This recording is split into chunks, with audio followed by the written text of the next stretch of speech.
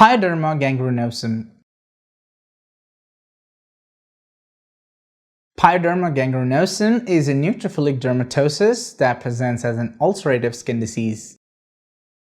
It starts as an inflammatory papule or pustule and may progress to become a vesicle or a nodule and can eventually form an expanding purulent ulcer. Pyoderma gangrenosum can present as a single or multiple lesions, usually on the trunk or lower extremities.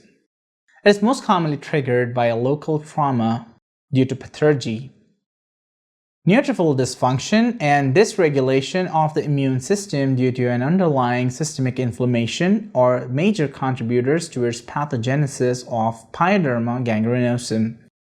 At least half of the patients with Pyoderma gangrenosum have an associated underlying systemic disorder, such as an inflammatory bowel disease or arthropathies or solid organ malignant conditions or hematologic malignant neoplasms like acute myeloid leukemia or other hematological conditions like myelodysplastic syndrome.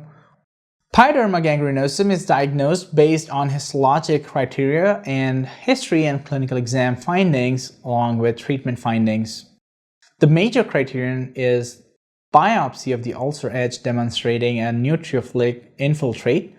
The minor criteria include an exclusion of infection, pathogenesis positive, personal history of inflammatory bowel disease or inflammatory arthritis, history of a papule or pustule or vesicle that rapidly ulcerated, peripheral erythema, undermining border and tenderness at the site of ulceration, multiple ulcerations with at least one occurring on an anterior lower leg, and cribriform or wrinkled paper scars at the site of heel ulcers, and decrease in ulcer size with 1 month of initiating immunosuppressive medications.